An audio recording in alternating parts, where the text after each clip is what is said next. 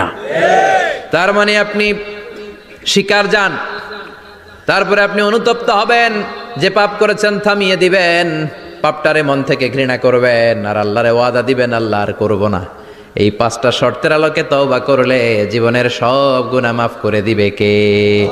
এজন্য আল্লাহ বললেন, ইয়া আইয়ুহাল্লাযীনা আমানু তুবু ইলাল্লাহি তাওবাতান নাসুহা। তওবার মতো তওবা করো, সব গুনাহ মাফ করতে পারে কে? তওবা করবেন তো? রাজি আছেন? কবে করবেন? এই মুহূর্তে তওবা করলাম, এই মুহূর্তে আল্লাহর কাছে ক্ষমা চাই, আল্লাহ জীবনের সব গুনাহ মাফ করে দাও।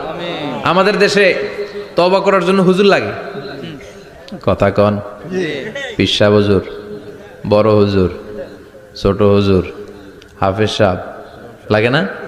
হাফেজ সাহেব, ইমাম সাহেব, এদের ছাড়া নাকি তওবা হয় না। না, এটা ভুয়া কথা।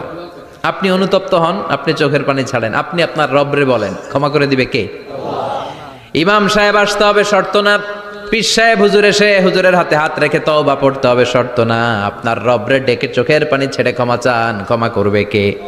আর প্রতিদিন শতবার পড়তে থাকবেন আস্তাগফিরুল্লাহ। আওয়াজ করে সবাই পড়েন আস্তাগফিরুল্লাহ, আর জোরে পড়েন আস্তাগফিরুল্লাহ। বিশ্বনবী বলেন, মান লাজিমাল ইস্তিগফার জাআলাল্লাহু লাহু মিন কুল্লি দিকিন মাখরাজা। সব সময় ইস্তিগফারের সাথে যে লেগে থাকবে, রব্বুল আলামিন তারে 5টা জিনিস দিবে। কয়টা? কথা কন, আরো জোরে সবাই বলেন, কয়টা?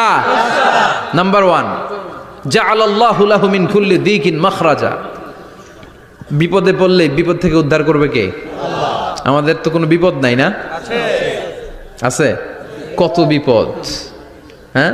রাস্তাঘাটে দুর্ঘটনা হতে পারে, যে কোনো সময় ভূমিকম্পে পড়তে পারি, বজ্রপাত পড়তে পারে না, ঠেড়া পয়রা মানুষ নাই, আছে না নাই? এই বিপদ আপদ থেকে আপনারা রক্ষা করবে কে? যদি আপনি ইস্তেগফারের সাথে আঠার মতো লেগে থাকেন। কিসের সাথে?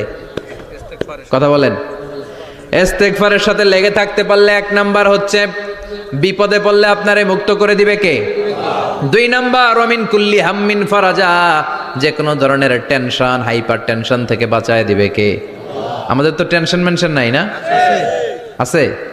লাইফ নিয়ে টেনশন, বাঁচার টেনশন, মরার টেনশন, ক্যারিয়ারের টেনশন, রাস্তাঘাটে যানজট, এটার টেনশন, পুলিশের দৌড়ানি, র্যাবের দৌড়ানি, বাড়ির ভাড়া, গ্যাস বিল, বিদ্যুৎ বিল, ছেলে মেয়েদের লেখাপড়া, কত টেনশন।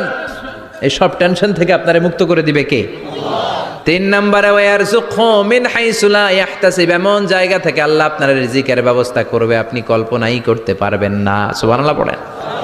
4 নম্বরে, সবসময় ইস্তেগফার যদি পড়া হয়, আল্লাহর কোনো আযাব